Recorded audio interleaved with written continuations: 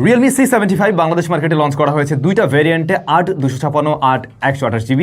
এই ভেরিয়েন্টের দাম হলো গিয়ে 19,999 টাকা, পরবর্তী ভেরিয়েন্ট 22,999 টাকা। 20,000 আর 23,000 এই হচ্ছে বিষয়। এখন এই ডিভাইসটা যদি দেখতে যাই, দেখতে বর্তমান সময়ের স্মার্টফোনগুলোর মতোই ডিজাইন, প্রায় অলমোস্ট সিমিলার। রিয়ার প্যানেলটাতে আমরা গ্লাসের মতো একটা কিছু দেখবো, এটা যদিও গ্লাস না, প্লাস্টিকই, বাট ফ্রস্টেড হওয়াতে এটার উপরে ফিঙ্গারপ্রিন্ট পড়লেও খুব একটা দেখা যায় না, মানে খুব কম দেখা যায় আর কি। আর জিনিসটা ধরতেও ভালো লাগতেছে, ট্রু। বডি ফ্রেমটা প্লাস্টিকে তৈরি, যেখানে আমরা দেখছি যে আমাদের হাতে যে কালার ভেরিয়েন্টটা রয়েছে এটা বেশ সুন্দর, গোল্ডেন কালার দেওয়া রয়েছে আর কি, দেখতে ভালো লাগতেছে।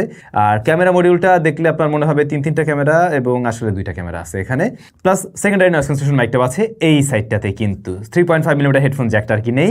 রয়েছে ফিঙ্গারপ্রিন্ট স্ক্যানার যা সাইড মাউন্টেড, পজিশন আমার হাত অনুযায়ী ঠিকঠাক আছে, এটা প্রত্যেকবারই পারফেক্টলি রিড করতে পারছে। শক্তপোক্তের বেলায় এই ফোন মোটামুটি ভালোই শক্তপোক্ত, ডিউরেবল হবে বলে আশা করছি। একবার ড্রপ টেস্ট করেই দেখা যাক, খারাপ না। ওকে, এছাড়াও এতে কিন্তু IP68 69 এর রেটিং রয়েছে, এবং আমরা উড়াধুরা একটা টেস্ট করছিলাম এটাতে, কারণ এর আগে আমার IP69 এর রেটিং টেস্ট